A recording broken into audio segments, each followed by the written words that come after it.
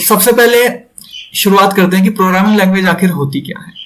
Programming language ये है कि हमें कोई भी काम करना है और रिपीटेटिव टास्क है, उसको हम कंप्यूटर में को इंस्ट्रक्शन दे सकते हैं कि ये काम आपको बार बार करना है और इसको आपको जैसे 1000 बार करना है या लाख बार करना है।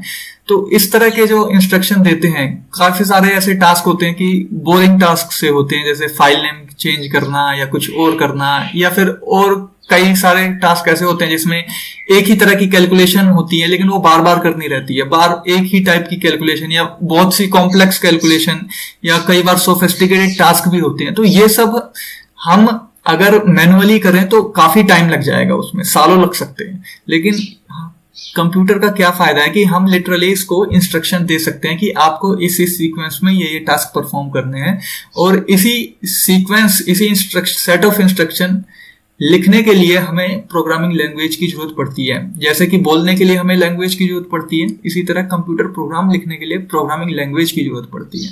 तो बोलने में हम क्या, जो कम्युनिकेशन में हम किस चीज पर फोकस करते हैं कि कम्युनिकेशन होना चाहिए, चाहे वो किसी भी लैंग्वेज में हो, चाहे मैं हिंदी में आपसे बात करूं, चाहे इंग्लिश में बात करूं, चाहे फ्रेंच में बोलूं, चाहे संस्कृत में बोलूं, इट डजंट मैटर। मैटर क्या करता है कि जो मैं आप तक बात पहुंचाना चाह रहा हूं, जो चीज मैं, जो अपनी भावनाओं को मैं आप तक समझना चाह रहा हूं, आप उन भावनाओं को समझ पा रहे हैं, उन इमोशंस को समझ रहे हैं, उस बात को समझ पा रहे हैं या नहीं, चाहे फिर मैं किसी भी लैंग्वेज में करूं, इस चीज का इतना मैटर नहीं करता। यही काम कंप्यूटर प्रोग्राम में भी आता है कि आपको आपका टास्क होना चाहिए, एफिशिएंटली होना चाहिए, फिर चाहे आप किसी भी लैंग्वेज में लिख रहे हैं, चाहे शेल में लिख रहे हैं, चाहे जावा में या सी प्लस प्लस में, पाइथन में या किसी में भी लिख रहे हैं, वो इतना मैटर नहीं करता।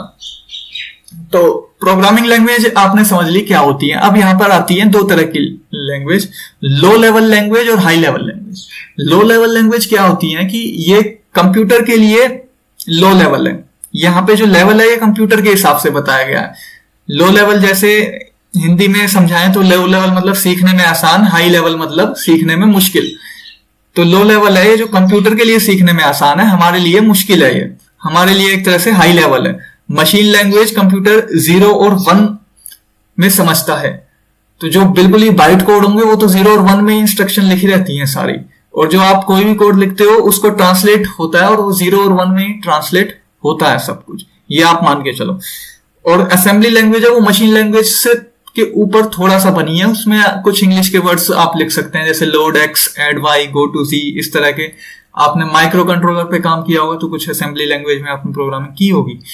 इसके बाद आती है high level language. High level language में क्या है कि आपका जो सिंटैक्स होता है वो मोर और लेस इंग्लिश लैंग्वेज की तरह होता है, कि जैसे इफ, कंडीशन, फॉर, तो इनके लिटरली मतलब आप इनके मीनिंग समझे तो इनका मीनिंग वही निकलता है कि जो आप सोच रहे हैं कि ये लूप लगानी है तो वही रिपीटेटिव टास्क हो रहा है।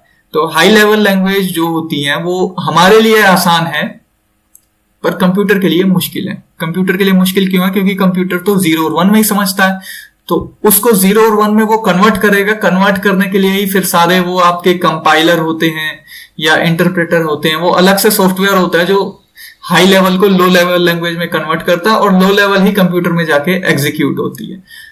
तो ये डिफरेंस है लो लेवल और हाई लेवल में।